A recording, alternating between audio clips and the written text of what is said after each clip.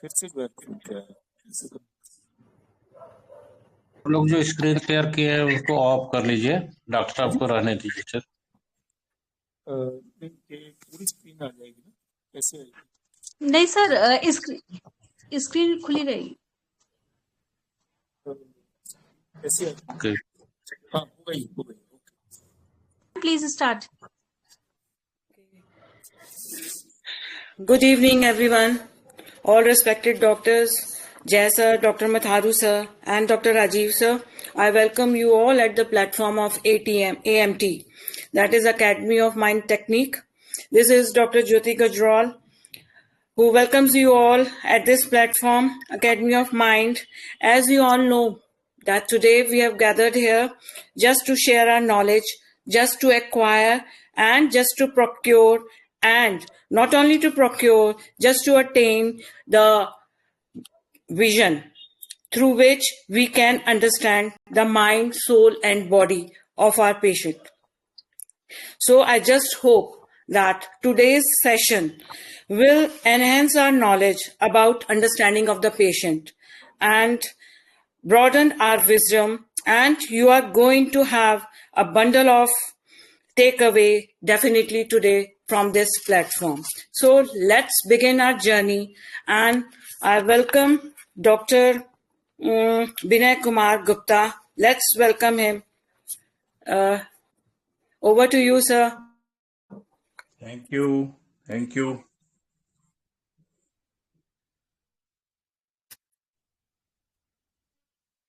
नमस्ते सबको, नमस्ते सारे गुणीजनों को नमस्ते हमारा। आज फिर से ईश्वर की कृपा से आप लोगों का सानिध्य प्राप्त हो रहा है कि आज फिर से हम लोगों को कुछ सीखने को मिलेगा। मैं आप सारे डॉक्टर्स बंधुओं को नमन करता हूं। आज जैसा राशि जी ने बताया है कि आज हमारे बीच महालक्ष्मी होम्योपैथिक मेडिकल कॉलेज सतारा महाराष्ट्र के प्रिंसिपल डॉक्टर जय कुमार भानु से हमारे बीच हैं, और आपके कॉलेज के बहुत सारे छात्र भी आज जुड़े हैं, जो कि आज पहली बार ये माइंड टेक्निक से उनको रूबरू होने का मौका मिल रहा है। तो आवश्यकता इस बात की है कि एक छोटी सी भूमिका उन तक पहुंचा दी जाए, ताकि वो एक माइंड के प्रति जो माइंड टेक्निक ये चल रही है, ये क्या बला है, ये उनको जानकारी देने के लिए मैं एक ब्रीफ कर दे रहा हूं।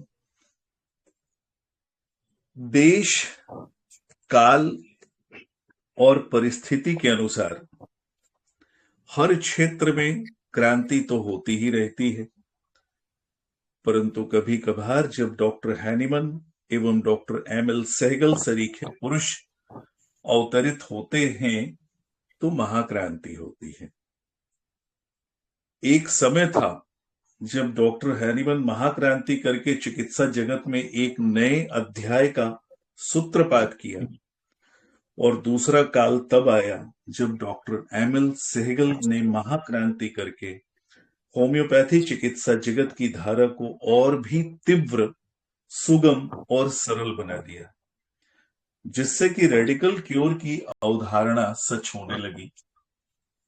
यह महाक्रांति माइंड टेक्निक की अवधारणा, जो सिर्फ रोगी के वैसे मानसिक लक्षणों पर आधारित है जो प्रेजेंट, पर्सिस्टेंट तथा प्रीडोमिनेंट होते हैं।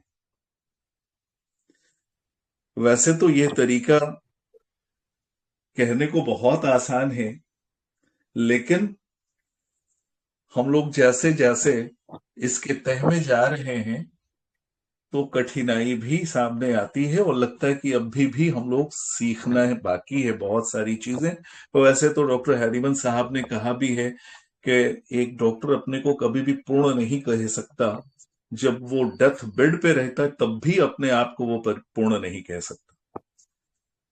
तो ये सीखने की परंपरा हमारी विधा में चली आ रही है और ये निरंतर चलती ही रहेगी। लेकिन इस तकनीक की मैं बात करूं तो सीधे तौर पर मानसिक लक्षण मिल जाना ये बड़े सौभाग्य की बात है, लेकिन हमको पेशेंट में उनकी भाषा को पकड़कर उसको रूब्रिक की भाषा में बदल कर फिर दवाइयां सेलेक्ट की जाती हैं। ये मोटे तौर पे एक सारांश में मैंने बताया। यह तकनीक हमारे डॉक्टर एमएल सहगल साहब की देन है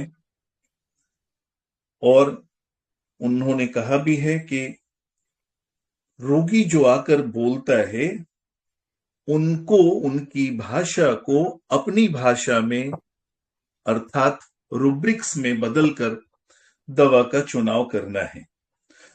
इससे बहुत कम समय में ही होम्योपैथिक डॉक्टर एक दवा का चुनाव कर सकते हैं। अब देखिए, हमारी रेपर्टरी के माइंड सेक्शन में जो रूब्रिक ऐसे ही पड़े थे जिनका प्रयोग आमतौर पर हो नहीं पाता था, डॉक्टर सहगल ने इस माइंड रूब्रिक को हाईलाइट किया। और अब आप देखें कि जब सहगल साहब ने मेट्रिया मेडिका ऑफ माइंड बनाई तो बेलाडोना के ही अकेले, मतलब एक छोटी सी दवा, अल्पकालिक दवा के ही 681 माइंड रूब्रिक मिले। हालांकि दिन पर दिन ये बढ़ते ही जा रहे हैं, लेकिन उस समय की जो बातें उद्धृत की हुई हैं वो मैं कह रहा हूं। तो एक एक दवा के इतने इतने सारे लक्षण हैं, तो सोचने की बात है कि कैसे इतना टफ है और वास्ट है ये। मैं एक छोटा छोटा उदाहरण देकर के समझाने की कोशिश करता हूं, और जो पेशेंट्स में हम लोग पकड़ते हैं वो मुख्य रूप से है मरीज कैसे कह रहा है, हाउ ही सेज, और मरीज क्या कह रहा है, व्हाट ही सेज, और मरीज क्यों कह रहा है, व्हाई ही सेज, और मरीज कब से ये सब बातें कह रहा है, व्हेन ही सेज। ये मुख्य चीज है। और इसके अलावा देखें तो हाउ ही सेज, इसके अंतर्गत हम मरीज के कहने का अंदाज, टोन ऑफ स्पीच, और उसके कहने की शैली, स्टाइल ऑफ स्पीच की तरफ ध्यान देते हैं। अब टोन कैसा है, हैवी है, लो है, फाइन है, फिर स्टाइल ऑफ स्पीच है। इस तरह से अनेकों चीज देखी जाती है। अब उसमें एब्रप्ट है या श्रिकिंग है, मूड रिपल्सिव है, सैडनेस है, क्वेरलसम है, क्राइंग है, इरिटेबिलिटी है, लेमेंटिंग है, मोर्निंग है। इस तरह की स्थितियों को पकड़ना पड़ता है। व्हाट ही सेज, इसके अंतर्गत हम अपने निरीक्षण में ये देखते हैं कि मरीज क्या कहता है। जैसे वह अपनी इस बीमारी की स्थिति के बारे में क्या बताता है, आराम के समय के बारे में क्या बताता है। एक मरीज अपनी बीमारी की स्थिति के बारे में जोर देते हुए बताता है एवं कहता है, मैं अब इस दर्द को बर्दाश्त नहीं कर सकता हूं। ये एक छोटी छोटी चीजें हैं, लेकिन हमारे माइंड टेक्निक में यही छोटी छोटी बातों को हम लोग पकड़ते हैं। और एएमटी का यह मंच, जिसको डॉक्टर आशी अग्रवाल जी चला रही हैं, बहुत अच्छा संचालन कर रही हैं, और हमारे mentor doctor H Matharu sir, जो कि हमेशा हम लोगों को मार्गदर्शन करते रहते हैं, अपने अनुभवों को साझा करते रहते हैं। उस अनुभव से हम लोगों को बहुत कुछ सीखने समझने को मिलता है। तो आज हम लोग तो काफी वेबिनार्स कर चुके हैं, लेकिन चूंकि आज ये हमारे कुछ स्टूडेंट्स और जो नए लोग जुड़े हैं, उनके लिए शायद ये पहला वेबिनार है। मैं उन सबों का स्वागत करता हूं। प्रिंसिपल डॉक्टर जय कुमार भानुसे जी का स्वागत करता हूं। और अब आज के इस वेबिनार में डॉक्टर मथारू सर से बॉडी गेस्चर्स, एक्सप्रेशंस के ऊपर ही आज कुछ अनुभव साझा करेंगे डॉक्टर मथारू सर। तो आज उनको सुने। मैं ज्यादा वक्त नहीं लेना चाहता हूं, कहने को बहुत सारी चीजें, लेकिन मुझको भी सुनना है, इसीलिए मैं 2 मिनट के लिए समय और चाहूंगा कि जो प्रिंसिपल साहब हमारे बीच मौजूद हैं, वे 2 शब्द अपना कुछ रखना चाहते हो तो कृपया स्वागत है। डॉक्टर जय कुमार भानुसे, आपकी आवाज नहीं आ रही सर, अनम्यूट कर लीजिए।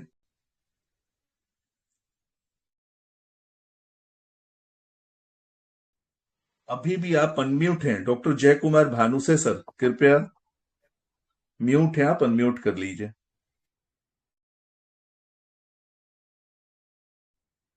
आपकी आवाज नहीं आ रही सर।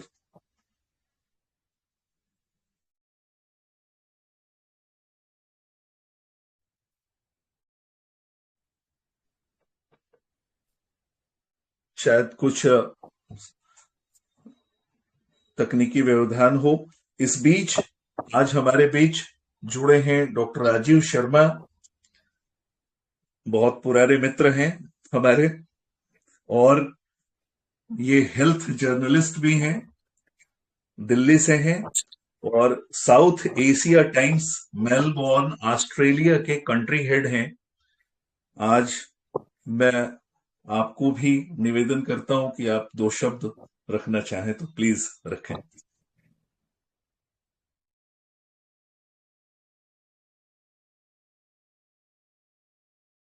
सर आपकी भी आवाज नहीं आ रही, क्यों? आपकी भी आवाज नहीं आ रही। हेलो। आई सर, अभी आई, अभी आई। हाँ सर, आवाज आ रहा है। अभी आई सर, अभी आई। Thank you, Dr. Gupta, for the warm welcome, and I feel grateful to join this group on today. I also welcome you all because we are conducting Dr. Matharu sir's seminar in Satara. Our college is located in Satara, that is in Maharashtra. The college is functioning from we started in 2018. The college started. Now also we have applied for post-graduation courses, and presently the intake capacity is 60. This is the first national seminar we are conducting at our college. So I welcome you all. Very good. Thank you very much for the warm welcome again. And I hand over the mic to the next speaker. Dr. Rajiv Sharma ji, please.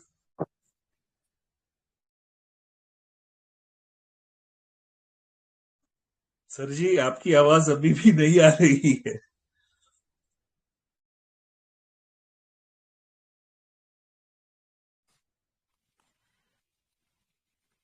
Sharma sir, setting में जाके unmute कीजिए। First time अगर आप use कर रहे हैं, क्योंकि मैंने भी टेलीग्राम फर्स्ट टाइम यूज किया, तो मुझे सेटिंग में जाके माइक्रोफोन अलाउ करना पड़ा।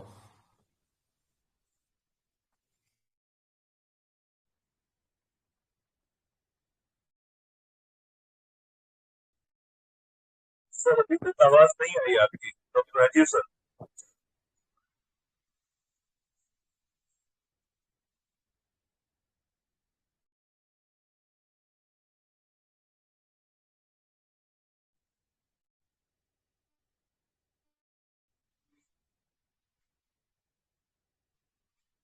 डॉक्टर राजीव सर, आवाज नहीं आ रही क्यों?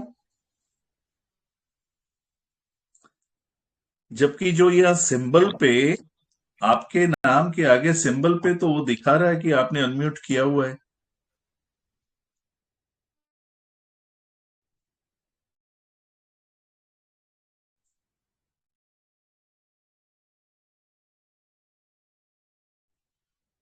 कहीं कोई ईयरफोन वगैरह अगर जोड़ा हो तो शायद उसके कनेक्शन में कहीं कोई फॉल्ट हो।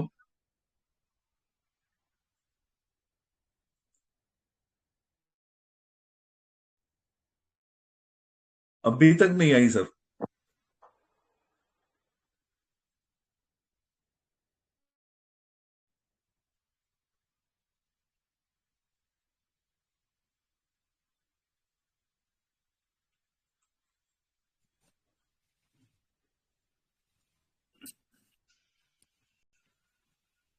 बीच बीच में थोड़ी खरखराहट जैसी आवाजें आ रही हैं, लेकिन आपकी आवाज नहीं आ रही।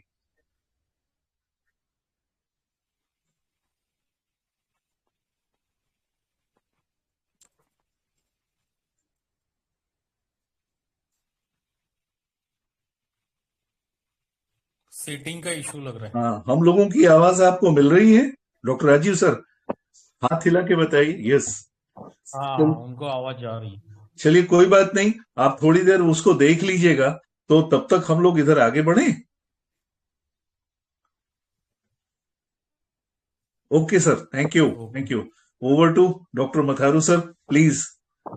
प्लीज सर, आज का सेशन आपके हाथ में, please. Thank you very much doctor Vinay ji. आपने तो इतना कुछ बता दिया, कोई कसर नहीं छोड़ी। तो बेसिक्स मैथ टेक्निक को समझने के लिए अनिवार्य है, वो आपने सब कह दिया। मैं भी कुछ ऐसा ही कहूँगा, और मैं सब आप सब लोगों का धन्यवाद करता हूँ कि हम सब लोग आज बैठ के पढ़ने का प्रयास कर रहे हैं। Being a student of homeopathy, I feel myself lucky to be with you. All the people having best Excuse me, sir, stories the to voice the is not clear. The voice is not clear. my voice is not clear. Voice is not clear, sir. क्या करना चाहिए? हाँ Voice sir, Sir, voice, कुछ sir voice disturbance clear है। नहीं, नहीं ऐसा हो सकता है सर कि आप फिर से लीव करके फिर से वापस ज्वाइन कर लीजिए, तो Okay. हो सकता है। हाँ, करता हूँ। डॉक्टर राजीव सर, आप भी ऐसा ही करके एक बार देख लीजिए सर।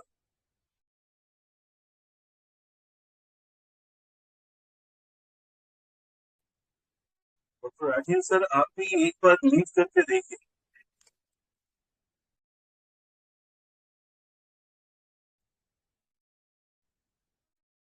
हेलो, है आवाज ठीक आ रही? यस सर, बिल्कुल अभी सही है। हाँ, डॉक्टर शर्मा जी को बोल के देख लो, अगर हो गया तो ठीक है, नहीं तो नेक्स्ट कर लेंगे। मैंने कह रखा है सर। ओके। हाँ, नहीं, लेकिन आप कंटिन्यू कीजिए सर, प्लीज। हाँ, मैं फिर से दोहराता हूँ अपनी बात को। डॉक्टर विनय गुप्ता जी ने बहुत कुछ कह दिया, और जो भी अनिवार्य है इस सिस्टम के लिए उन्होंने सब बता दिया। मैं अपने से थोड़ा बहुत और कोशिश करूंगा। Being a student of homeopathy, मैं अपने आप को भाग्यशाली समझता हूँ आप सब के साथ बैठकर पढ़ने के लिए। और डॉक्टर राशि जी जो अपने अथक प्रयास से हम सब लोगों को जुड़ने का मौका दे रही हैं, और अपने व्यस्तता भरे जीवन में से इतना टाइम निकालकर हम सब लोगों को ज्वाइन करके एक प्लेटफॉर्म दे रहे हैं, जिसको मैं लर्निंग एंड शेयरिंग का नाम देता हूँ। मैं कोई बहुत ज्यादा नई बात नहीं बताने वाला हूँ, क्योंकि मैं ये देखता हूँ 1984 से 3 से मैं स्टार्ट करता हूँ, एक्चुअली 4 से मैं प्रॉपर प्रैक्टिस में आया था। तब से लेकर के बहुत ही मुश्किलों का सामना भी किया, लेकिन जब से डॉक्टर एमर सहगल साहब को सुना, एक रेवोल्यूशन देखा होम्योपैथी में, मैं सैल्यूट करता हूँ उस बड़ी आत्मा को जिन्होंने हमें होम्योपैथी में जितनी भी पॉसिबिलिटी थी उनको हमारे सामने रखा। ऐसी चीजें जिनको हमारे पूर्वजों ने भी इतना उनके ऊपर ध्यान प्रॉपर नहीं दिया गया, तो डॉक्टर सहगल साहब ने हमें वो मार्गदर्शन किया कि जिससे हम आज वो काम करने के सक्षम हो रहे हैं जो कभी आज तक मैंने अपनी जिंदगी में नहीं देखा था। तो जो कुछ मैंने सर से सीखा, being a little student of homeopathy, तो मैं वही एक्सपीरियंस आप सबके साथ शेयर करने जा रहा हूँ। मुझे लगता है कि ये एक्सपीरियंस जो मैं अपनी लाइफ में देखता हूँ, तो सभी का एक हक बनता है कि उसको जरूर देखें और उसका अनुभव करें, अपनी प्रैक्टिस में आए। ये चीजें जो प्रैक्टिस में मैंने देखी, बाकमाल, बाखूब, जिन चीजों के बारे में हमने कभी सोचा नहीं था। How to handling emergencies, how to handling fatal diseases, terminal diseases, तो ये चीजें हम सीख करके अपने आप को आगे बढ़ा सकते हैं और अपने प्रोफेशन को और आगे बढ़ा करके प्रोफेशन की सेवा भी कर सकते हैं। मैंने अपने जीवन में ऐसे केसेस को देखा जिनकी छाप मेरे मन के ऊपर भी लगी। एलोपैथिक सिस्टम आज लोकप्रिय क्यों हुआ? हर इमरजेंसी में किसी को भी कोई दिक्कत होती है, वो हम एलोपैथी की तरफ भी भागते हैं। हमारे परिवार में भी अगर कोई ऐसी बात होती है तो हम उधर भागते हैं। टर्मिनल केसेस में भी एलोपैथी में simply management, just comforting the patient, यही वो कर पाते। तो हम क्यों नहीं कर पाते? हम भी कर सकते हैं, हम भी इस चीज में पीछे नहीं है। वही चीजें मैं आपसे शेयर करूंगा कि हम कैसे उस अवस्था में भी पेशेंट को कंफर्ट दे सकते हैं। इसके बारे में होम्योपैथी का एक नाम लोगों में चलता है कि होम्योपैथी तो स्लो एक्टिंग है, बड़ी पुरानी बीमारियों में काम करती है। तो ये मिथ जो हम तोड़ने जा रहे हैं, और इस मिथ को तोड़ने का जो अनुभव हमें आया वो डॉक्टर सहगल साहब ने सिखाया। तो मैं छोटे छोटे केसेस के थ्रू आपसे अपना एक्सपीरियंस शेयर करूंगा। तो एक और बात मैं आपसे शेयर करना चाहता हूँ कि हमारी जो प्रॉपर्टी है, उस नॉलेज के भंडार में जो मैंने सीखा, जो मैंने एक्सपीरियंस किया, मैं वो बात शेयर करता हूँ कि हमें एक्सप्रेशंस को समझना, उनको सीखना, उनको अप्लाई करना, ये चीज जरूरी है। जितनी हमारी दौलत एक्सप्रेशन को जानने की बढ़ेगी, उतनी ही हमारी कामयाबी जो है अपने फील्ड में ज्यादा होगी। क्योंकि हमारा बेसिक काम तो एक्सप्रेशन को समझ के उसको हमारे रूपरेख में कन्वर्ट करना है। आगे का काम तो हुआ ही पड़ा है। सभी मेडिसिन पेशेंट को ठीक करती है। ये नहीं है कि मैंने ये मेडिसिन दे दी, मैंने पेशेंट को ठीक कर दिया, बट बात यह है कि उस मेडिसिन को हमने अप्लाई कैसे किया, ये हमने राइटली अप्लाई किया यही मुद्दा है ऑपरेशन। रूब्रिक को प्रॉपर समझना, उसकी आत्मा को समझना, ये एक अलग काम है।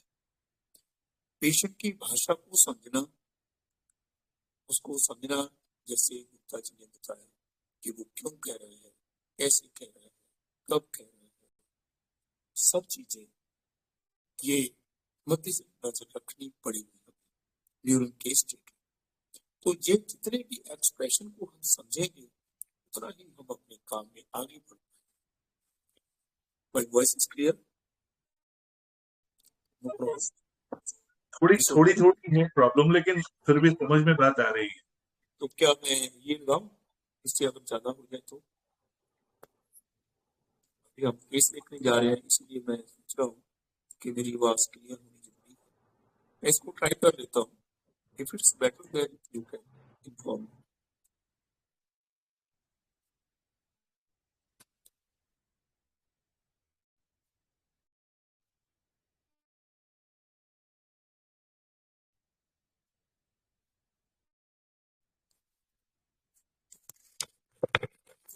हेलो, आप कैसे हैं? अभी बहुत बढ़िया है। हाँ सर, अब अच्छी है। Thank you. आप पहले बता देते, मैं इसी कर लेता। मैं दोनों को लगा लेता हूँ। क्यों सो बस सर?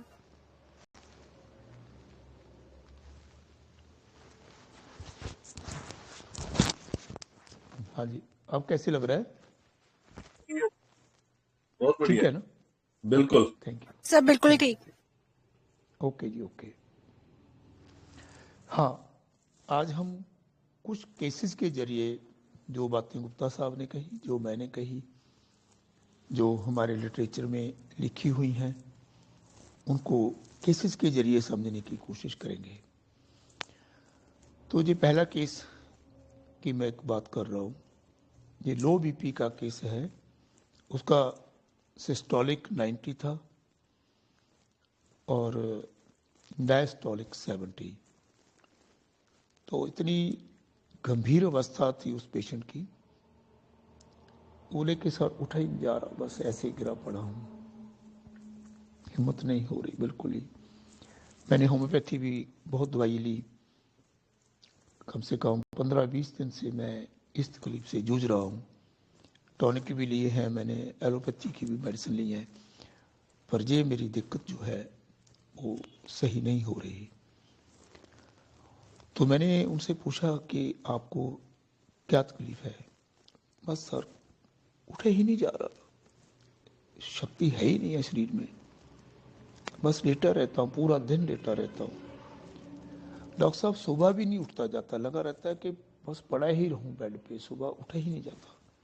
दिन में भी ऐसा होता है और सुबह भी नहीं उठ सकता, लगातार पड़ा रहता हूँ बेड पे। ऐसे कैसे काम चलेगा? बहुत चिंता हो रही है काम की भी, इतने दिन हो गए हैं। बस यही उस पेशेंट का एक्सप्रेशन था। अगर आप चाहें तो मैं आपकी इंट्रोडक्शन लूं या मैं ऐसे ही केस बताता जाऊं, आपको कैसे अच्छा लगता है वो बताइए। नहीं आप सर, लोग अगर आप सबकी सबकी सबके विचार लेंगे तो थोड़ा लेट होता चला जाएगा, ओके, इसलिए तो मैं आप बताता हूँ। खुद ही थैंक यू, बताइए सबकी। Thank you, thank you, thank you. चलो, हाँ, इसमें समझने की बात क्या है?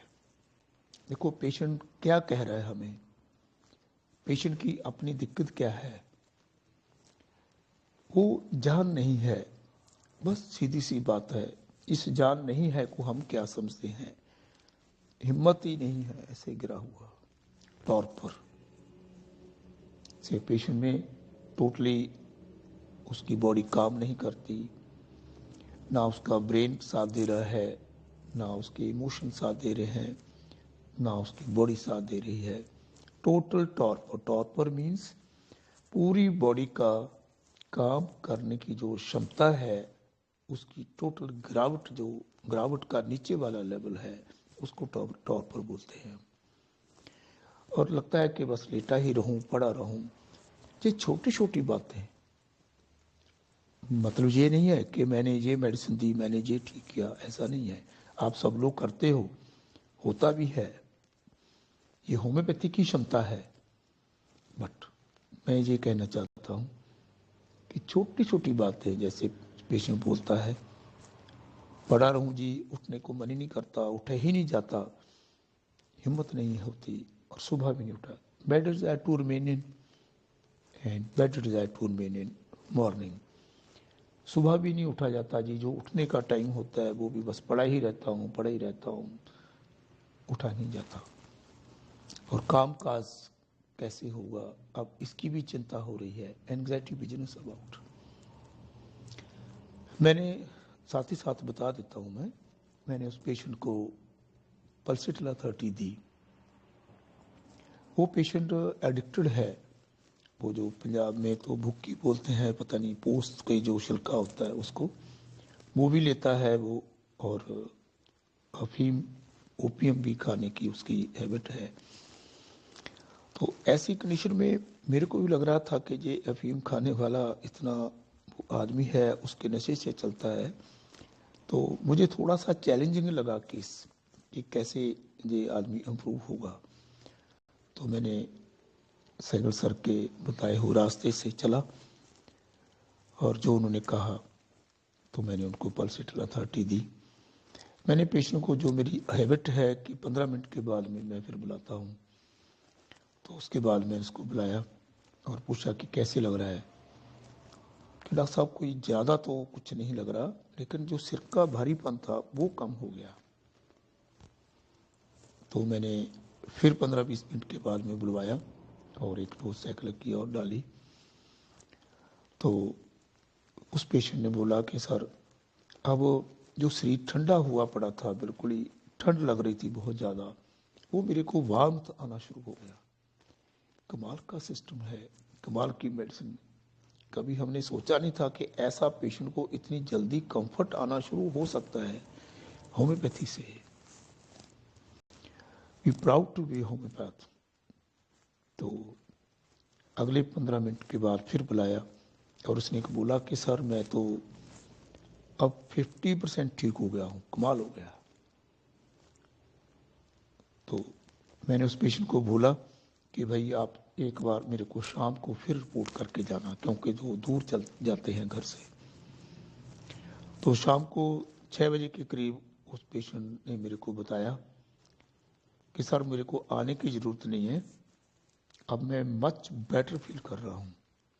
तो मैंने उसको बोला कि भाई आप अपना ब्लड प्रेशर चेक करवा के बताना।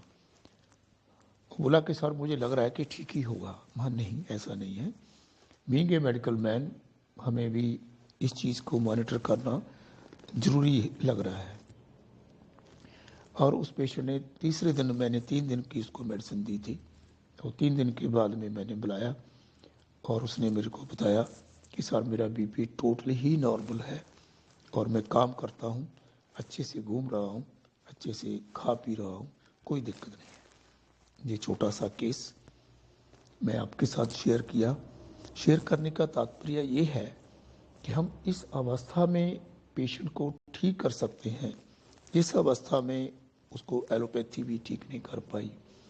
और उसने अल्फा टॉनिक वगैरह जी और थोड़ी बहुत, हाँ अब मेरे याद आ गया, कोई कॉम्बिनेशन आते हैं होम्योपैथी में, वो मेरे पता नहीं है क्या बोलते हैं उसको, काफ़ी कॉम्बिनेशन है उसके, कोई नंबरिंग है, वो भी 2 नंबर की वो मेडिसिन लेके आया था, उससे भी वो ठीक नहीं हुआ।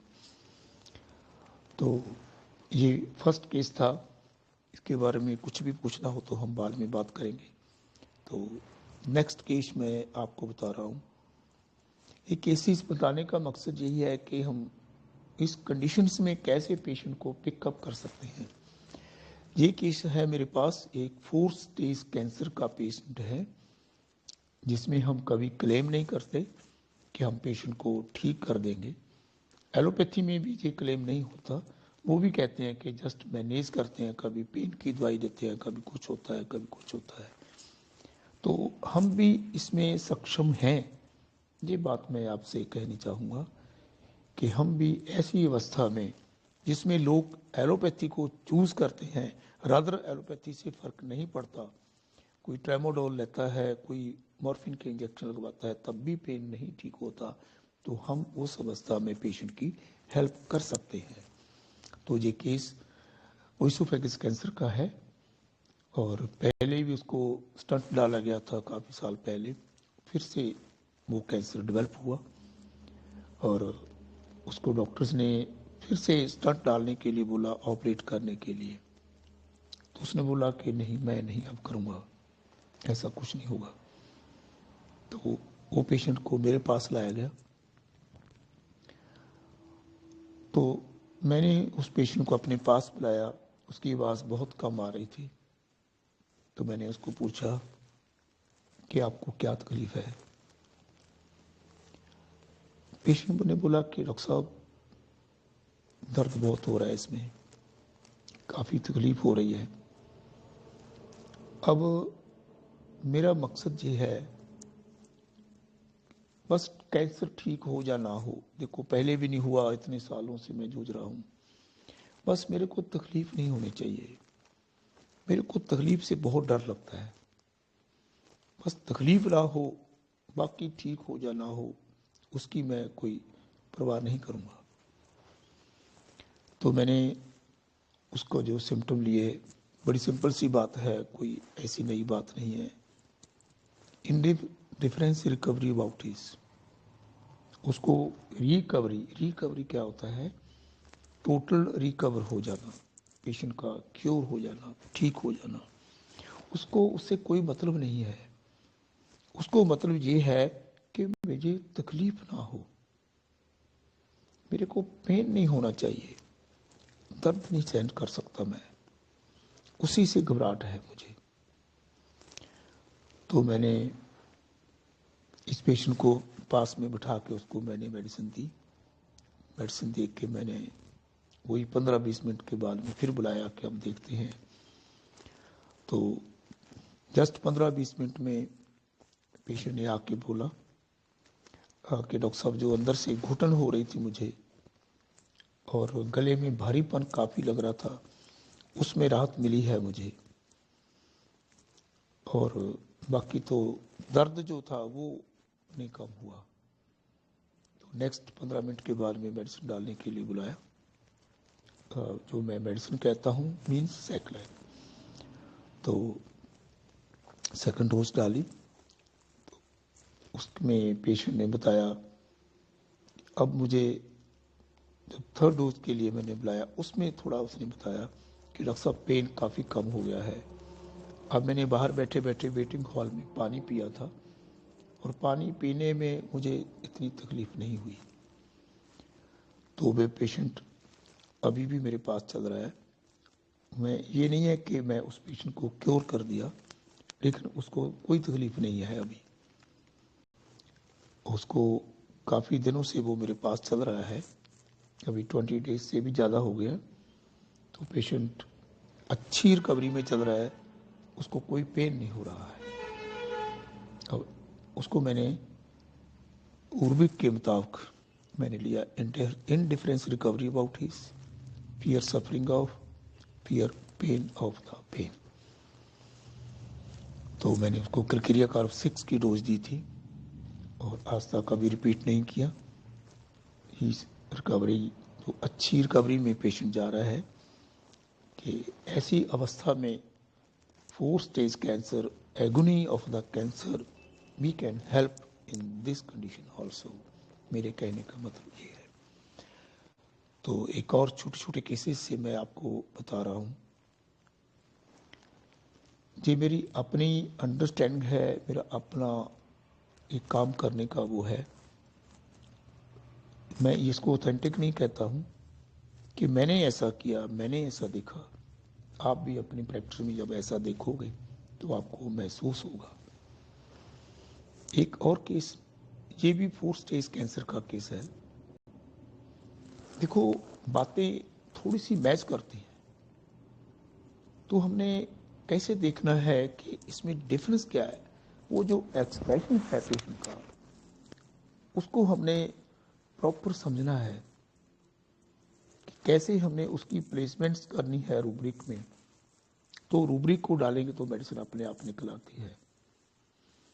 ये पेशेंट मेरे पास आए, इसकी एज 64 के करीब है। जो पहले वाला था वो 68 का था, ये 64 का था। तो मैंने इसको पेशेंट को पूछा, हाँ जी आप बताइए क्या हो गया आपको। मेरे पास आके इधर बैठा, डॉक्टर साहब ये तो मुझे भी पता है, कैंसर तो ठीक होता ही नहीं, बट मुझे तंग हो रहा हूं मैं, बस मेरी ये जो मैं इससे ना तंग होता हूं बार बार, मेरे को इसको यहाँ पर कैंसर डेवलप हुआ है जॉ बोन के नीचे राइट साइड में, और डॉक्टरों ने बोला है कि आपका ये जबड़ा टोटल यहाँ से लेकर के जहाँ कान तक निकाला जाएगा और ये मांस भी निकल जाएगा अंदर से, और आपको फूड पाइप लगेगी और इसी पाइप से आपका जो भी है खाना न्यूट्रिशन अंदर जाएगा, आप खाना नहीं खा पाओगे और जितनी देर जीते रहोगे इसी के सहारे आपको ये लेना पड़ेगा। उसने बोला अगर परमात्मा ने ऐसा ही लिखा है तो क्यों फिर ये करवाना है, जब तक जिंदगी चलती है तो चलने दो। उसने वक्त दिया है ऐसा बुरा, तकलीफ दी है तो उसकी मर्जी, तो जैसा है तो ठीक है। अब मैं बस ये थोड़ी डिस्टर्बेंस जो मुझे तकलीफ हो रही है ना, ये बार बार अंदर से पानी निकलता है, वो अंदर चला जाता है, थूकना पड़ता है, उठना पड़ता है, ये चीज़ कम कर दो बस। बाकी तो मुझे पता है ठीक तो होता ही नहीं है। अब मैंने तो इसको मान ही लिया है कि जो भगवान ने कर दिया वो ठीक है। बस देखो, उसने भी यही बोला था कि मुझे तकलीफ की कोई परवाह नहीं, और इसने भी बोला था कि तकलीफ के बारे में इसने बात ही नहीं की, लेकिन एक्सप्रेशन का फर्क है। उस पेशेंट को रिकवरी की चिंता नहीं थी और तकलीफ से डर लगता था, और इसने सभी चीजों को स्वीकार कर लिया है। ये थोड़ा सा एक्सप्रेशन हमें बताता है कि आगे हमने कैसे चलना है। तो मैंने इस पेशेंट को मेडिसिन दी और देख के बाहर बैठाया और नेक्स्ट डोज सेकलेक डालने के लिए बुलाया। 15 मिनट के बाद में पेशेंट आया। उस पेशेंट ने मुझे ये बताया था जहाँ पर बहुत भारापन था, इस लिप में भी, इसमें भी, अपर लिप में, लोअर लिप में, ऐसे थोड़ा सा खोलता था, उसको पेन होता था जबरदस्त। हालांकि उस पेशेंट ने पेन की कंप्लेंट नहीं की और पेन तो उसको था। तो जब 15-20 मिनट के बाद में मैंने उसको बुलाया, उसने बोला कि ये जो भारापन था ना वो कम हुआ है। मैंने बाहर बैठ के ऐसे खोल के देखा था मुंह को, पेन में फर्क तो नहीं है लेकिन जो भारापन है उसमें कमी लगी। तो हमारे लिए ये पॉजिटिव बात है। तो मैंने फिर अगले 15-20 मिनट के बाद में उस पेशेंट को बुलाया। फिर उसने बोला कि सर मैं थोड़ा मुंह ऐसे खोल के देखा है और मेरा पेन कम है, पहले जितना नहीं है, और ये भारापन तो है ही नहीं है। कमाल की बात है। Salute to doctor Sehgal sir, कैसा उन्होंने हमें रास्ता दे दिया। कभी हमने सोचा ही नहीं था कि हम ऐसी कंडीशन में 4 स्टेज कैंसर जो बिल्कुल पीक निकल रही है अंदर से, अंदर उसको मुंह में जा रही है और होल बन चुका है इधर से अंदर को, और डॉक्टर्स ने, आपको मैंने बता ही दिया क्या बोला कि पूरा जबड़ा निकालेंगे, क्या फिर ठीक हो जाएगा? नहीं। उस कंडीशन में कैसे हम पेशेंट की हेल्प कर पा रहे हैं? तो मैंने उनको मेडिसिन दी और आधे पौने घंटे में पेशेंट ने बोला कि सर मैं बहुत मच बेटर फील कर रहा हूँ। मैं ये नहीं कह रहा कि मैंने उसको क्योर कर दिया, पता नहीं क्या होगा, कैसे होगा, अभी 8-10 दिन के बाद फिर भी आएंगे तो बताया जाएगा। लेकिन घर से फ़ोन आया था कि सर पेन नहीं हो रहा, कि मेडिसिन को कम कर दें। मैंने जो एसएल दिया था उसको 2-2 घंटे बाद में लेने को बोला था ताकि पेशेंट एंगेज रहे। तो फिर मैंने बोला कि कोई बात नहीं, आप इसको 3 घंटे के बाद कर दो। तो पेशेंट का क्या अवस्था थी, रिकॉग्नाइज का रियलिटी एंड एक्सेप्ट जो सहगल साहब ने हमें दिया है, और डिस्टर्ब अवर्स टू, बस सिंपली दोनों ही बातें उसको तंग कर रही थी। वो पेशेंट ने यही कहा कि बाजी जो अंदर बार बार ये गंदा गुंदा पानी निकलता है वो तंग करता है, बार बार थूकना पड़ता है, उठना पड़ता है। बस बाकी तो जो है सो है। Recognise the reality and accept it, disturb overs to be. और एक भी और भी सिम्टम था, वो मैंने कंसिडर ज़्यादा नहीं किया, लेकिन उसने यही बोला था कि सर मुझे लगता है डॉक्टर साहब के बच्चों को भी बहुत तकलीफ होती है, तो मैं दुखी होता हूँ तो मैं इनको भी दुखी करता हूँ। एंग्जाइटी अदर्स पार है, लेकिन मैंने ये दोनों ही रूब्रिक लिए थे। तो उनको मैंने कैलकुलस 6 में दिया और कैलकुलस 6 ने कमाल कर दिया, जो आपके सामने मैं बता रहा हूँ। और इस पेशेंट का मैं वीडियो भी शूट करूँगा, बाद में बात होगी आपसे। तो ये कैलकुलस का केस है जो 4th स्टेज कैंसर में हम उसकी हेल्प कर पा रहे हैं। एक नेक्स्ट केस और 4th स्टेज कैंसर का ही बता रहा हूँ मैं आपको। तो काफ़ी दूर से मेरे पास आया, उसको रेक्टम का कैंसर था, रेक्टम पूरा गल गया था उसका, और वो कैंसर आगे ब्लैडर तक भी पहुंच गया था। उसकी कंप्लेंट थी कि सर, उसको उठा के गोद में लेकर आए, मेरे सामने चेयर के ऊपर उसको ऐसे रखा, वो उठ नहीं रहा था, कुछ भी उसमें नहीं थी। मेरे को बोला कि डॉक्टर साहब बहुत ज़्यादा दर्द हो रहा है, अंदर से बहुत ही ज़्यादा पेन हो रहा है, इतनी हाजत होती है कि मैं पेशाब करूं, पेशाब आएगा आएगा आएगा, बैठता हूं बिल्कुल ही नहीं आता, और टुकड़े टुकड़े से निकलते हैं ब्लड के जमे हुए अंदर से, वो खींच के निकालने पड़ते हैं। जो उसके साथ अटेंडेंट थे ना, वो बोल रहे थे कि सर हम खींच के निकालते हैं, अब एक निकालते हैं तो 2-4 टुकड़े निकल जाते हैं, तो हल्का सा पेन कम होता है, तो थोड़ी देर के बाद में फिर स्टार्ट हो जाता है। पेन बहुत ज़बरदस्त पेन हो रहा था, बहुत पेन किलर भी लगते थे, इंजेक्शन लगते थे, गोलियां देते थे, पेन कम नहीं हो रहा था। मैंने उसको एक बैच मेडिसिन दी। उस वक्त मेरे मन में यही आया कि let us try this in acute emergency and terminal stage also। बाखूबी इतना कमाल हुआ। मैंने उसको डोज डाली, 15-20 मिनट के बाद में उसको बताया। उसने बोला कि सर अब मैं पेन थोड़ा कम हो गया है, अच्छा लग रहा है थोड़ा। उसने बोल के मुझे बताया, हालांकि पहले वो बोल भी नहीं सकता था, इतना गंभीर अवस्था में था। तो फिर नेक्स्ट डोज एक उसकी मैंने डोज ही डाली, क्योंकि बैच को रिपीट करते हैं। तो फिर डोज डाली तो 20-25 मिनट के बाद में फिर बताया। उस पेशेंट ने एक बात बताई कि सर जो टुकड़े जमे हुए पेशाब के रास्ते निकलते थे, खींच खींच के निकालते थे, उस बच्चे ने बताया, जो लड़का उसके साथ में था, कि सर वो काफ़ी सारे टुकड़े इतने बड़े बड़े फटाफट बाहर आ गए, वो सॉफ्ट हो गए, इतनी जल्दी इतना अच्छा इफेक्ट कि इतने टुकड़े बाहर आ गए सर। और पेशेंट बात करने लगा, कंफर्ट में बात करने लगा कि सर मैं काफ़ी अच्छा फील कर रहा हूँ। मैंने उसको आधे घंटे के लिए और बिठाया और 3-4 डोज और डाली उसकी। तो उसके बाद में उसने बताया कि सर मुझे पेशाब आया, लेकिन ब्लड ही ब्लड आया, टुकड़े नहीं आए। ऐसे उसने बोला कि सर मेरे को बहुत राहत फील हुई। ये सेक्लरेंस एक दवाई होती है बैच में, वो मेडिसिन मैंने दी। उसका एक ही सिम्टम, इम्प्रॉम्प्टनेस। इम्प्रॉम्प्टनेस क्या होता है?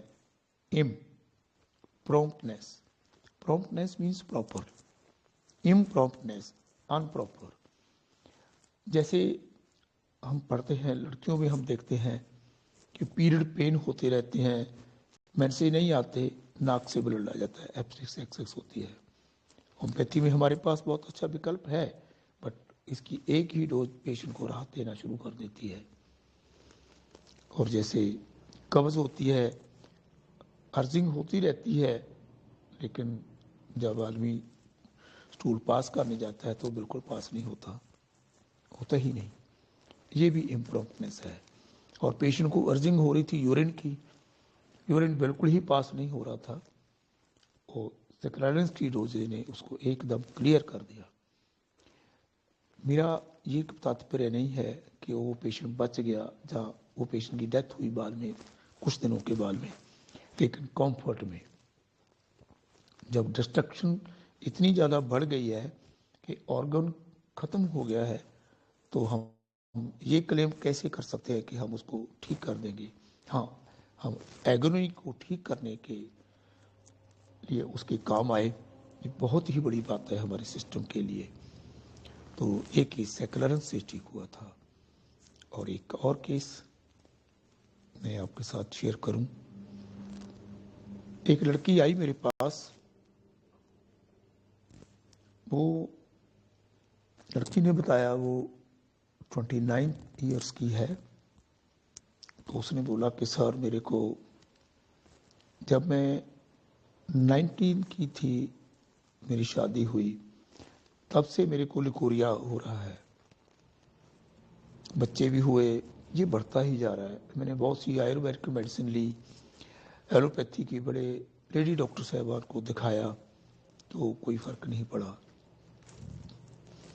और मैंने होम्योपैथी भी बहुत खाई है सर, कोई लिको कुछ नाम बता रही थी, वो टैबलेट्स आती हैं वो भी लिया, और भी मेडिसिन ली, फ़र्क नहीं पड़ा।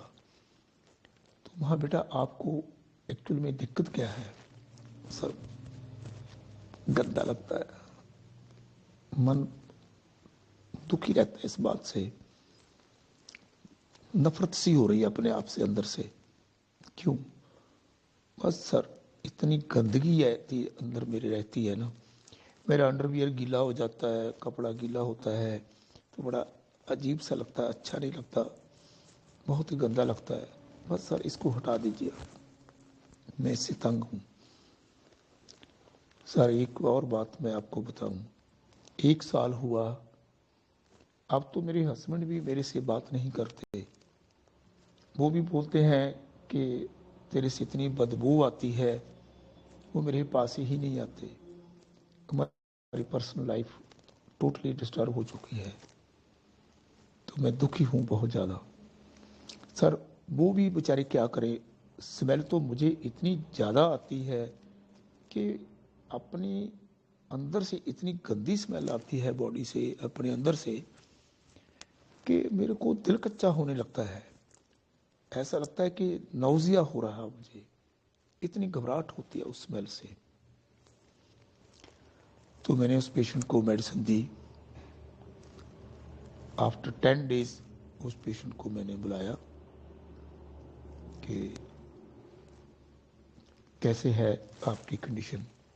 उसने बोला कि सर लिकोरिया की मात्रा कम हो गई है, लेकिन स्मेल काफ़ी कम हो गई है। लिकोरिया तो अभी काफ़ी है, लेकिन स्मेल तो काफ़ी कम लग रही है। तो नेक्स्ट 10 डेज के बाद में फिर बुलाया, और फिर उस पेशेंट ने बोला कि सर स्मेल तो तकरीबन अभी 80% से भी ज़्यादा ठीक हो गई है, और मेरा मन भी घबराता नहीं है। अब उतना घबराहट, उतना दिल कच्चा मेरा होता ही नहीं है, वो तो बिल्कुल ही ठीक हो गया। अब जो नौजिया होता था, दिल घबराता था, उबकाई सी आती थी अंदर से स्मेल की वजह से, वो बिल्कुल ठीक हो गई। तो फिर मैंने उसको 20 डेज की मेडिसिन दे दी एजल। तो 20 दिन के बाद में फिर बताया, टोटल 40 दिन की रिपोर्टिंग है। तो उस पेशेंट ने मेरे को आके सामने वाली चेयर पे बड़ा मुस्कुराते हुए बैठ के बोला कि सर कमाल हो गया, मैं तो बहुत ठीक हो गई हूँ, लिकोरिया बिल्कुल ही नहीं है, स्मेल बिल्कुल ही नहीं है, और एक बात और बताऊं जो मैंने आपको बताया नहीं था, मेरे चेहरे के ऊपर शाइयाँ थी काली काली, वो भी साफ हो गई है। और सर एक और खुशी की बात उसने हंसते हुए बताई कि अब हमारे बीच में वो जो पहले वाली दूरियां थी वो नहीं रही। अब मेरे हस्बैंड भी खुश हैं, मैं भी बहुत खुश हूँ। तो मैंने उस पेशेंट को सुना था, उसके जो रूब्रिक बनाए वो मैं आपको बता रहा हूँ। डिस्गस्ट होता है कि इतनी घृणा सी हो जाती है अपने आप से, अपनी बॉडी से, कि डिस्कस के बड़े मीनिंग दिए हुए हैं। मतलब जैसे उब जाता है आदमी अपने आप से। अब इससे ज़्यादा सहन नहीं होती अंदर से जो गंदगी या तकलीफ जो भी उसको लगती है। मूड रिपल्सिव, इसको बस इसको हटा दो जी, बस ये गीला गीला कपड़ा जो रहता है ना, बहुत मैं तंग आ गई हूँ इससे। Elements from rejected of being, 1 साल से तो और भी तकलीफें बढ़ गई हैं, मन परेशान रहने लग रहा है, और ये कोरिया और भी बढ़ रहा है कि मेरे हस्बैंड मेरे से बात तक नहीं करते। हमारी फैमिली लाइफ टोटली डिस्टर्ब हो चुकी है। और नेक्स्ट जो सबसे बड़ी मेन समस्या थी जिसकी वजह से ये सब चीज़ें हो रही थी, वो था disgust body of the own body of ones order of the to the point of nausea. जो पेशेंट बता रहा था, इतना मन घबराता है, इतना ऊब जाता है, दिल कच्चा होने लगता है, घबराहट होती है। ये सिम्टम मैंने लिया, तो मैंने उस पेशेंट को सल्फर 30 दिया था, और ये सल्फर 30 का कमाल है। बात तो सिंपली हम पेशेंट के एक्सप्रेशन को समझते कैसे हैं, फिर उसको रूब्रिक में कन्वर्ट कैसे करते हैं, सारे मुद्दा इसी बात का है। और एक और केस, छोटा सा केस मैं बताता हूँ आपको कि टाइम है बिल्कुल अभी है और? सर। नहीं sir, please please continue sir. Okay, thank you. अभी 9:30 हो गए ना, लोगों को आराम करना होगा, सोना होगा। सर आपसे बढ़ के ये जो एक्सपीरियंसेस मिल रहा है, ये कहाँ मिलेगा सर? ये बड़ी छोटी छोटी बातें हैं, आप सबको पता है, ये नहीं पता कि मुझे ही पता है। नहीं, पर मैं तो अपना हम लोगों के लिए बहुत कीमती है सर ये चीजें। Thank you sir. और सर, एक पेशेंट मेरे पास आया, उसको डेंगू हुआ था, और डेंगू इतना ज़्यादा हुआ, वो बहुत ही बुरी हालत में फंस गया। एलोपैथी हॉस्पिटल में दाखिल हुआ, उन्होंने इंजेक्शन वगैरह बहुत लगाए और ड्रिप्स वगैरह। उस पेशेंट ने बोला कि सर 40 ड्रिप लग चुके हैं मुझे, 40 ड्रिप की बोटल्स, और उसमें और छोटे छोटे इंजेक्शन भी डालते थे, और बड़ी बड़ी बोतलें भी लगी और छोटी छोटी भी लगी, वो मुझे भी पता नहीं क्या होती हैं। तो उसके घर वाले बोलने लगे कि भाई आपको होम्योपैथी दवाई दिलवाते हैं। मेरा नाम बताया उनको, बोला अभी मैं तो नहीं दवाई लूँगा, अब मैं कोई मेडिसिन नहीं लूँगा, बस अब मैं तो दुखी हो गया हूँ इस बात से। तो पहले ही मेरे इतनी बुरी हालत कर दिया उन्होंने, बहुत ही तकलीफ में था वो कह कू के कैसे ना कैसे लेकर के मेरे पास ले ही आए उसको। और आते ही यही बात उसने मेरे को बोली, सर मैं दवाई नहीं लूँगा आपसे। अरे भाई, मैं कोई साधु तो नहीं हूँ कि आशीर्वाद से ठीक कर दूँ, मेरे पास तो यही है, अगर आप नहीं लेते तो आपकी मर्जी। उसकी वाइफ बोली नहीं जी आप दे दो, इसको दवाई दे दो। मैं कहा बेटा ऐसा हम ज़बरदस्ती थोड़ी डालेंगे। तो मैंने उस पेशेंट को बोला कि आप मेडिसिन क्यों नहीं लेना चाहते? सर दवाई से तो मैं तंग आ गया, दवाई नहीं मैं लेनी चाहता, इतनी गोलियां खिला खिला के मुझे परेशान कर दिया इन लोगों ने, मेरी ऐसी तैसी कर दी, अब तो मैं दुखी हो गया, मैं तो दवाई नहीं लेनी चाहता सर। उन्होंने इतना, पहले तो मैं इतना औखा मुश्किल में नहीं था, जितना दवाइयों ने तो मुझे बिल्कुल ही खराब कर दिया। मुझे जैसे वो बोलता था कि मेरी ऐसी तैसी कर दी, अब उसको पता होगा कि ऐसी तैसी कैसे हो गई। हाँ सर, मैंने आपके बारे में सुना तो था, तो मेरे आस पड़ोस में से कई पेशेंट आपसे ठीक हुए हैं। मुझे लग तो रहा है कि शायद मैं भी ठीक हो जाऊं, आपसे दवाई ले लूं, पर लेकिन अंदर से यही बातें सताती हैं मुझे। तो मेरी वाइफ भी ज़बरदस्ती कह रही है कि फला पेशेंट हमारे पड़ोस में ठीक हुए हैं, तो आप भी मेडिसिन ले लो। ये जो मैं बातें कह रहा हूँ आपसे, ये most common, most usual symptoms जो हमें हमारे गुरुजी ने बताए हैं, इस युग के मास्टर और सेकंड हैनिमन ऑफ द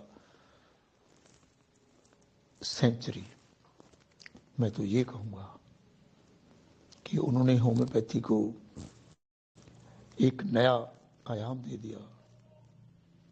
तो जिनका दिया हुआ हम कभी एहसान भुला नहीं पाएंगे, हमारी पीढ़ियां भी नहीं भुला पाएंगी उनको। क्या बात, ऐसे केसेस में हमें कभी सोचा नहीं था कि ऐसा भी हो सकता है। तो उस पेशेंट को मैंने दवाई दी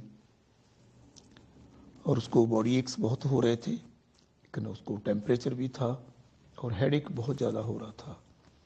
तो वही मैंने 15-20 मिनट के लिए उसको बोला कि जस्ट वेट कीजिए आप, तो मैं देखता हूँ आपको।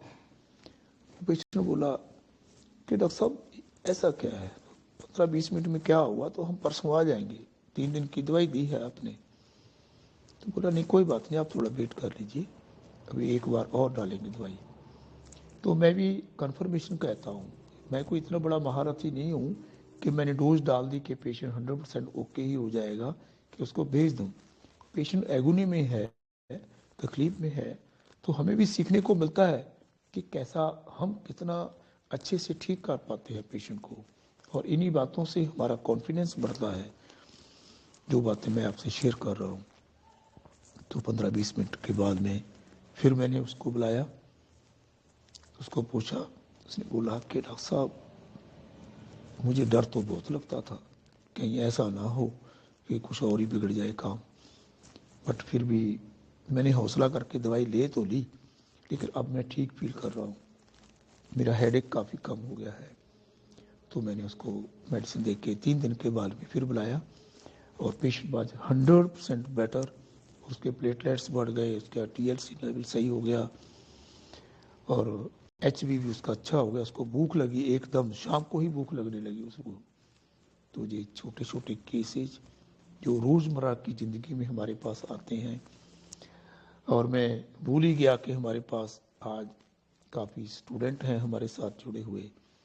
तो मैं बच्चों को ये बताना चाहता हूँ कि आप एक हौसला करके जब प्रैक्टिस में बैठोगे तो इन छोटी छोटी बातों को मद्देनजर रख के काम करने का हौसला रखिए, बिल्कुल ही नहीं होगा।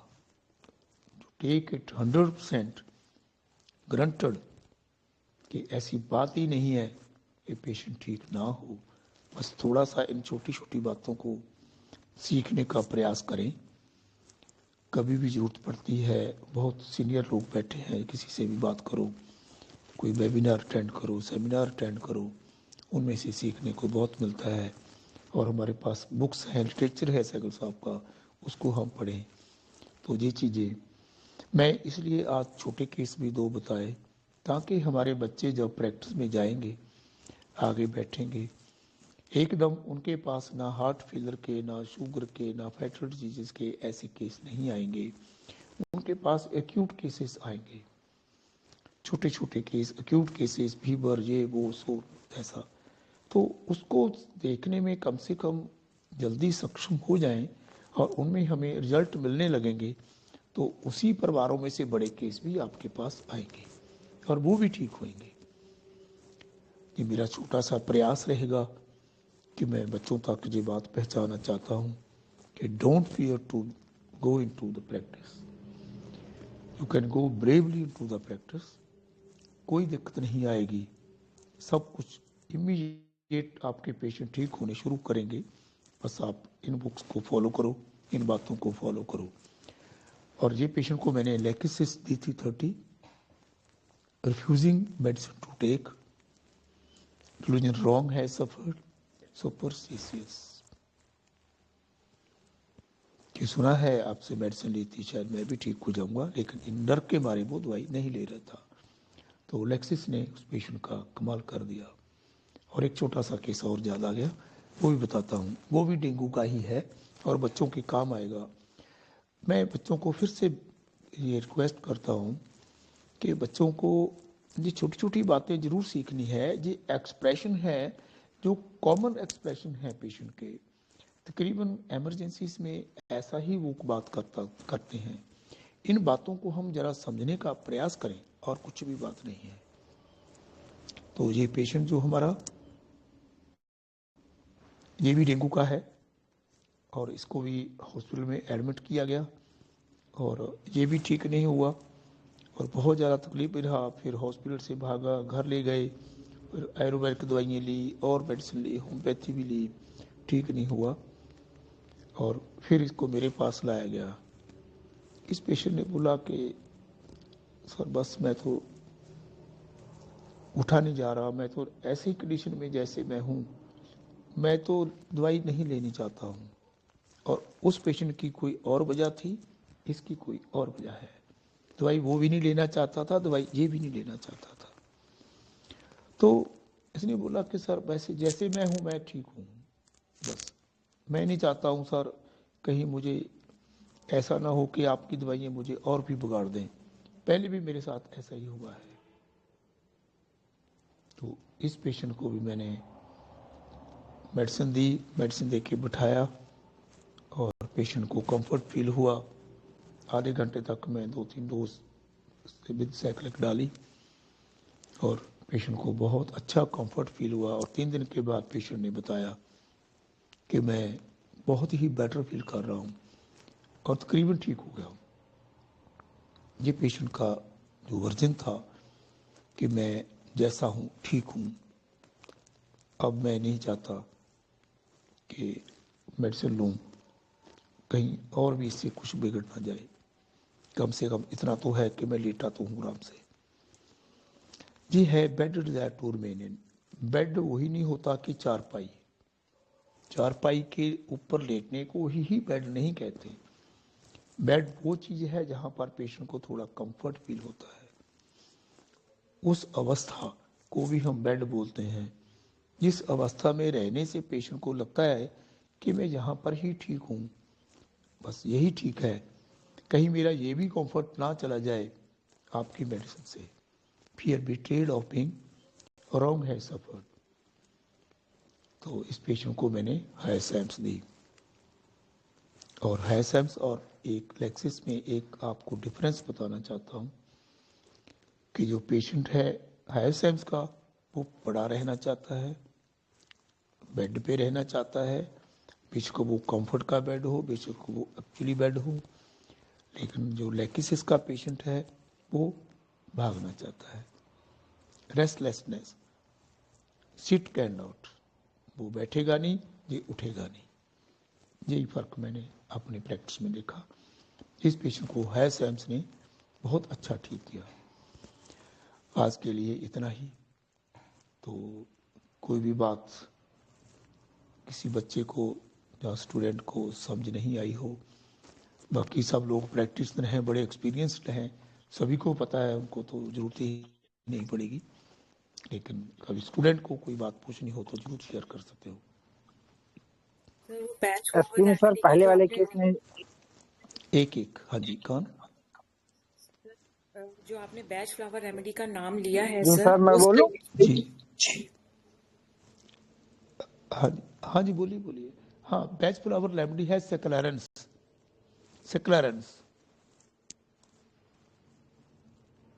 एक्चुअली बोलिए। उसको स्केलेरेंथस भी कहते हैं। उसकी ये जो वर्ड्स है उसका SCLERANTHES, स्केलेरेंथस।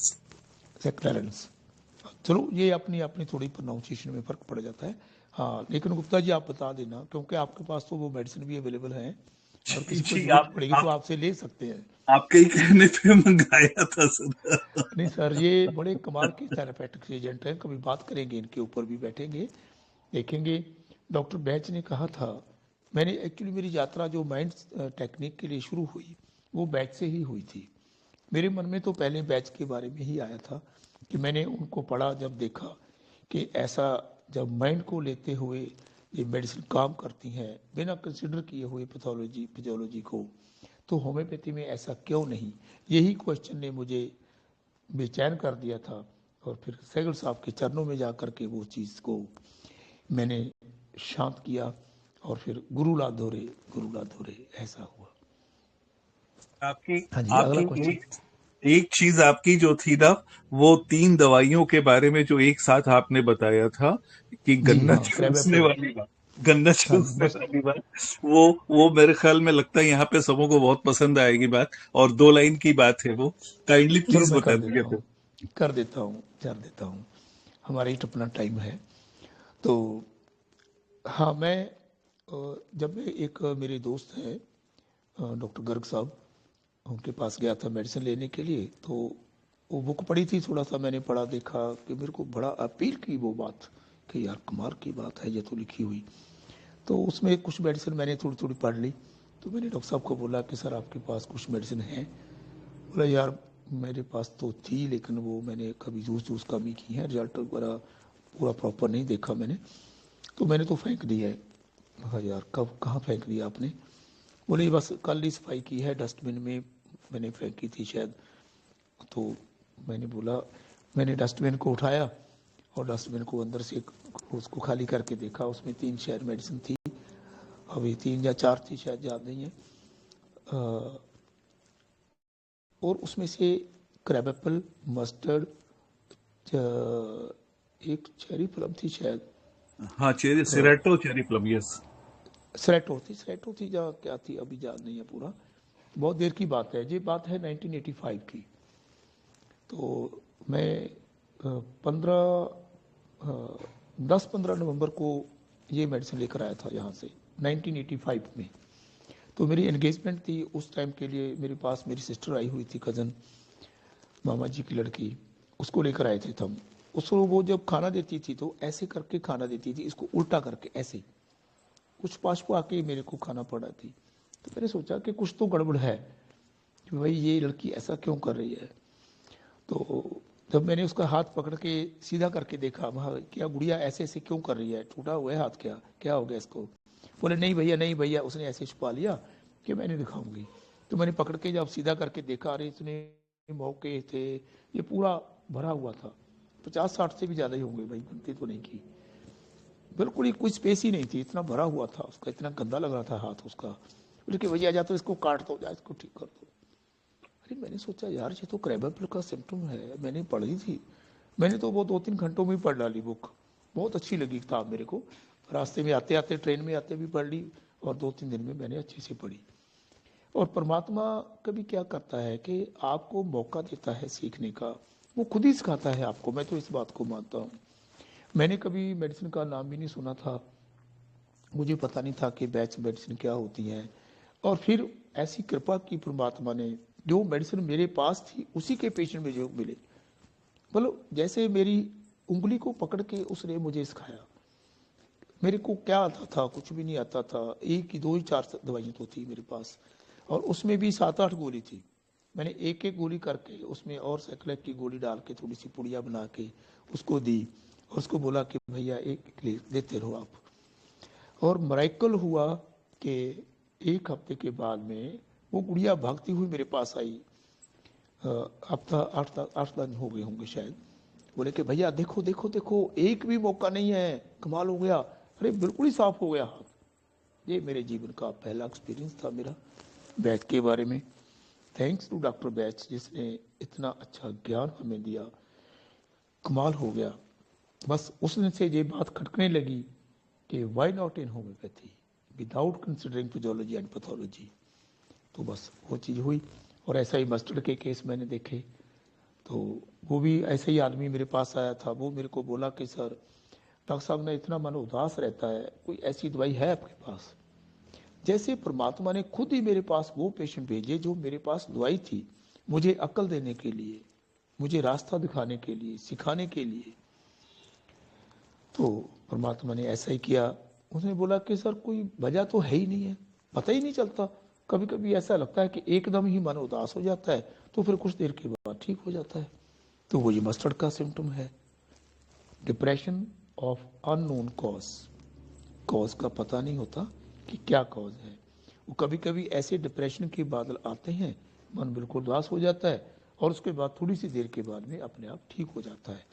और एलोपैथी वाले इसको शायद कोई बाइपोलर पता नहीं क्या बोलते हैं, हम तो डायग्नोस जानते नहीं है, लेकिन वो पेशेंट उसका था। तो मैंने उसको मस्टर्ड की भी थोड़ी सी 8-8 गोलियाँ 10-10 गोलियाँ थी, वो भी पीली पड़ी हुई गोलियाँ थी।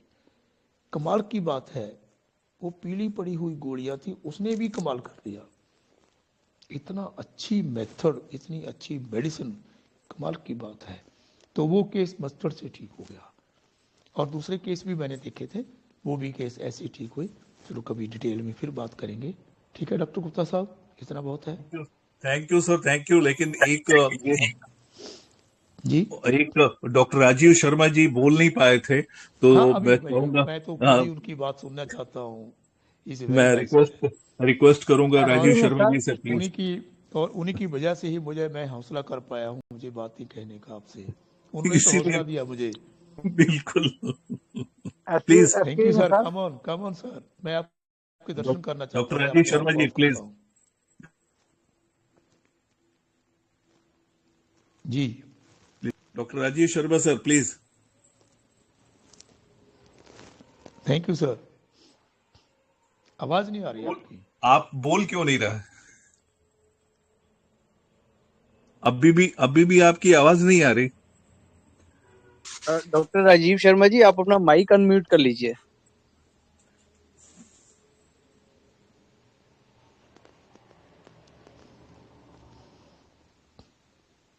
लगता है जैसे बोल तो रहे हैं लेकिन यहां तक आवाज नहीं आ रही इशारे से। Yes we are not lucky enough कि आपकी आवाज नहीं सुन पा रहे। ये हम लोगों का दुर्भाग्य है कि उनकी आवाज हम लोगों को नहीं मिल पा रही। जी, उनका माइक भी अनम्यूट है। Yes yes thank you very much sir. Doctor Matharu sir, आप अपनी आवाज को ना रिकॉर्ड करके भेज दीजिए हमें। आज जो भी आप कहना चाह रहे हैं आप अपनी रिकॉर्ड को रिकॉर्ड करके।